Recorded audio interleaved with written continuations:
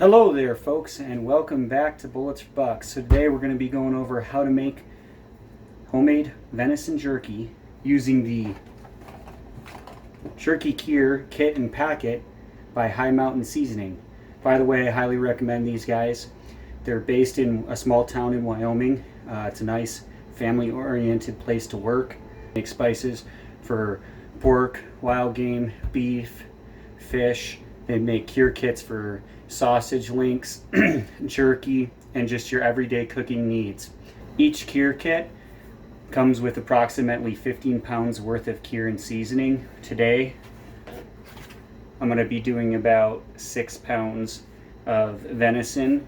This is whitetail venison that I got this year off a doe, and so I cut that. Now, I don't have a meat slicer. I'll have to get one.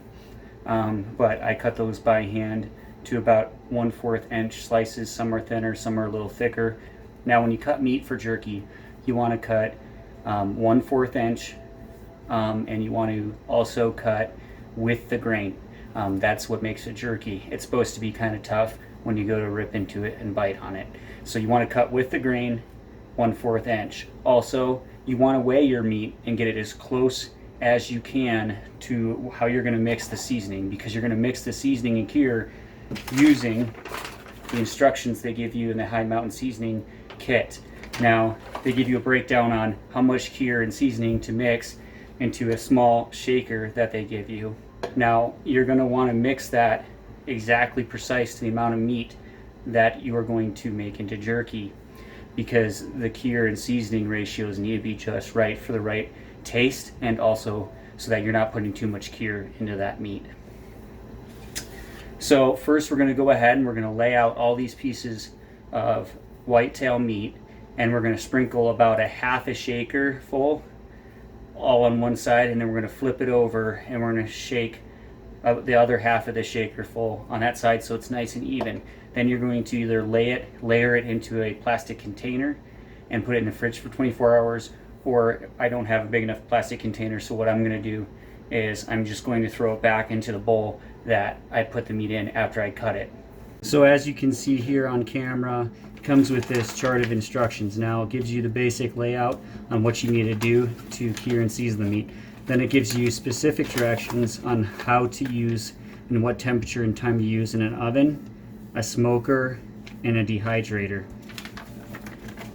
Down here, it also gives you instructions on what to do if you're going to use ground meat, because you can use this seasoning kit on ground meat, not just whole muscle meat cut into slabs. Right here, you're going to see it's going to break down very simple.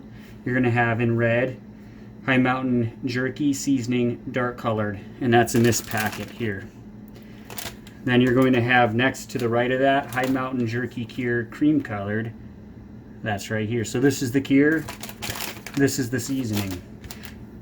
It's going to go right here. For 1 pound, it's 1.5 teaspoons of the seasoning and 2 teaspoons of the cure.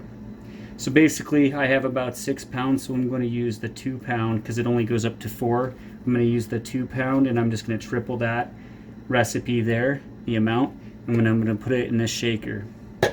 I like to put the spices into a mug first, and then as needed, if there's a large batch, it won't all fit in the shaker, so just pour it into the shaker as needed. Try and do it as evenly as possible. So I'm going to go ahead and I'm going to lay out aluminum foil. You can use wax paper, and I'm going to lay all the meat out one side up, and I'm going to sprinkle it all, flip it over, and sprinkle the other side. Another important step to remember is when you're measuring the spices and the cure, you want to make sure and measure exactly and top off the teaspoon or tablespoon you're using. Exact measurements. The more exact your measurements are, the better it's going to come out. So for 6 pounds, I'm going to triple the 2 pound recipe. So that's going to be 3 tablespoons of seasoning. I'll take this cap off of here.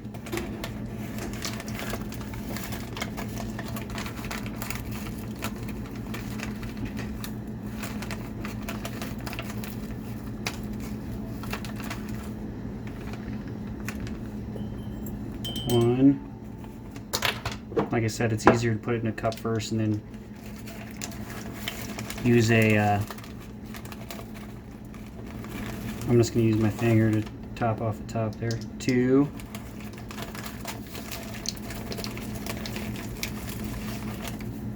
3.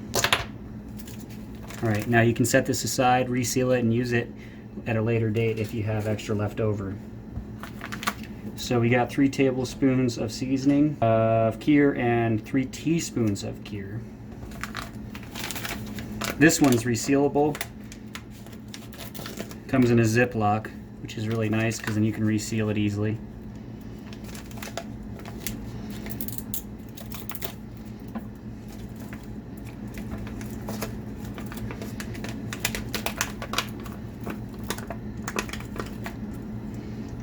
So 3 tablespoons. Let's go over this one more time, make sure we're not going to mess it up. 3 tablespoons. Want to make sure and slice that right off. You don't want to have extra on top there. 1,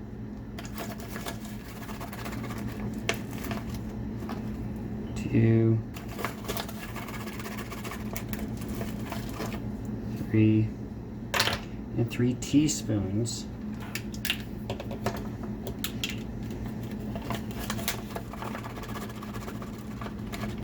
1, 2, 3. All right. I'm actually going to take a fork. I'm going to sift this around good so it really mixes up. So we're just going to use this funnel. Fits right in that bottle. We're just going to dump it in there. Now if we have too much, we're going to have just a little too much for the bottle, I believe. All right. Put the cap back on.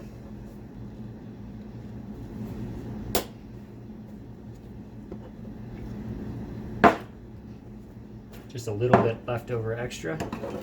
So we're just going to go ahead and we're going to lay these strips of meat out here. Now I did cut this really fast and without a meat cutter, so it's not all that even and pretty, but it'll work. So here I got the venison meat laid out in strips, and I'm going to go ahead and I'm going to start shaking this over the meat a nice even amount. And when I completely get this whole side covered, I'm going to go ahead and flip all of them and then shake an even amount on the other side. Then I'm going to place it into a plastic container and store it in the fridge for 24 hours. One thing to note is that the holes on this shaker are quite big, so if you have a shaker with smaller holes, it actually probably work a little bit better than this one at getting a more even distribution across the meat. So now I've gotten a lot of seasoning on this aluminum foil, so I'm pretty much going to try to pick them up, rub them into that before I flip them, because I don't want to be over seasoned up one side. The High Mountain garlic pepper seasoning. It's extremely delicious and it's good on literally, we use it on chicken, pork, venison, elk, deer, steaks, beef. We've even used it on fish and we like it. That salt, the curing agent, is going to draw water out pretty quickly in this meat. So you're going to notice it feels a lot wetter. So I got those flipped over. I'm just going to go ahead and I'm just going to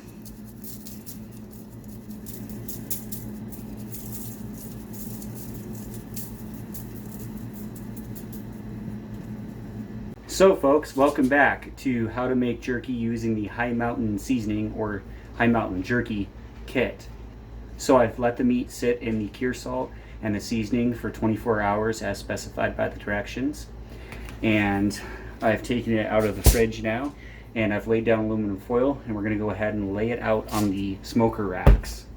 So I've laid out aluminum foil and then laid the racks over it just to help be able to clean up the mess a lot easier when we're done. And I do like to use a little bit of spray on the rack. It just makes it a little bit easier to clean. So now we're going to go ahead and lay out these strips of meat. Some of these are pretty rough cut. but we'll lay them out as best we can. I like to go crossways against the wire racks so that they don't fall through. Now I've got the meat all laid out on the smoker racks. So now I've placed all the meat racks into the smoker.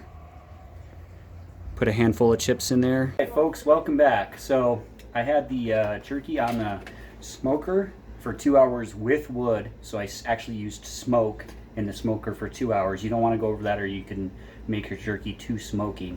Then after that you remove what's left of the wood.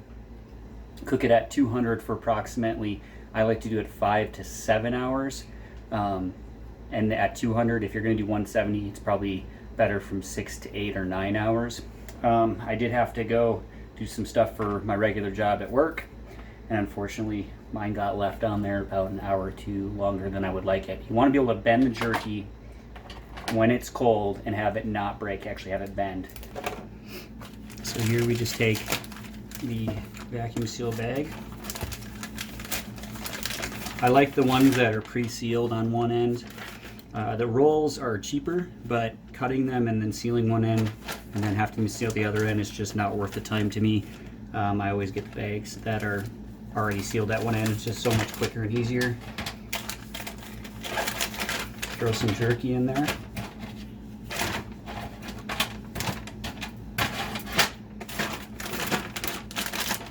Take it, open up the vacuum sealer, place it in there, make the clamp. I'm just going to put the year on this.